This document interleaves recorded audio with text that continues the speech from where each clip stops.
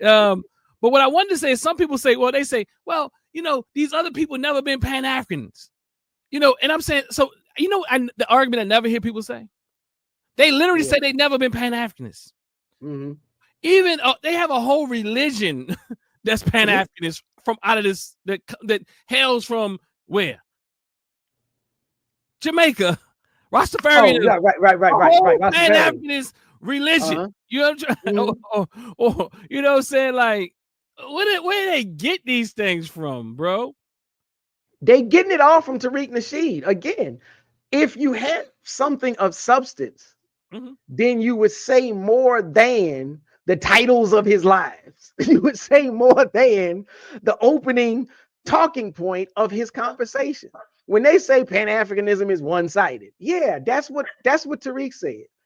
Explain how it's like. If you really got something to say, then put it in the chat. Explain how Pan-Africanism is one-sided. If you really got something to say, explain the talking point. And you know what I realized? They are skilled in FBA apologetics. They will never respond to the very facts that you give them. They would never. They would never dispute them. They just go to another thing, right? That's what they just goalpost. They goalpost. They would let me come in Top Flight TV. You want to appear authority yet hesitant to stand on people. Look, and guess what? They are the best type of gaslighters, and they think that somehow they calling names and saying you're weak. These are bully tactics you saw in middle school, isn't it? Like, you scared. Say you're scared. Yeah, it's like, again, it's like that only works on the playground. That only works with the child. At this point, it doesn't work with grown men. It doesn't work with adults and sober-minded individuals. Again, if you really had something to offer, to say of substance, then you would have put it in the chat. So if there was something I agree. I think I think that's a little bit over the head, but nonetheless, before we, hey, cuz, well, you got anything in closing? Because at this point, I think we've done our work, our job here. We appreciate all the FBA people stopping by. We love y'all, believe it or not.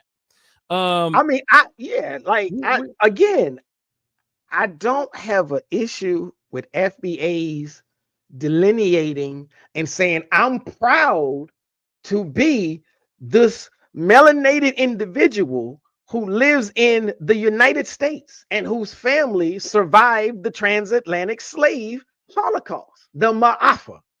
I don't have a problem with people who say that. If that's all you said, then we good. We can go break bread and get on about the business of advancing the community. But that ain't where y'all stop. Absolutely. And that's the problem. Absolutely. Y'all never stop there. But that's, I ain't gonna say too much more. Bob Imhotep said, they are not on your level. Do not entertain them. Their language reveals the quality of their mind. Ashe. 100. And I used to be, all right, let's try the dialogue. But somebody had the name intuition up there earlier. Yeah, my intuition. I'm intuitively listening to my intuition. That makes sense.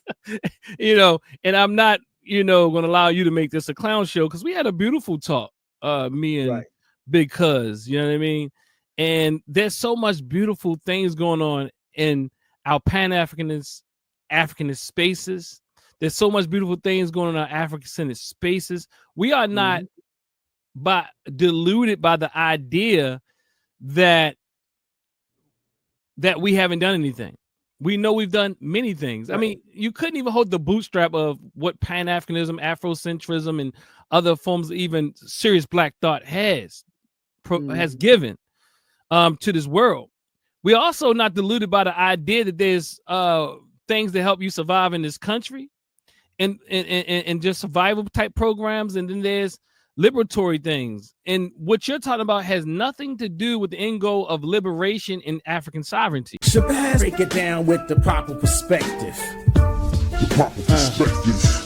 So much controversy and a lot of deception. You don't know who's coming through with the light and reflection, and whose mouth is mumbling trick knowledge deceptive. Shabazz break it down with the proper perspective. So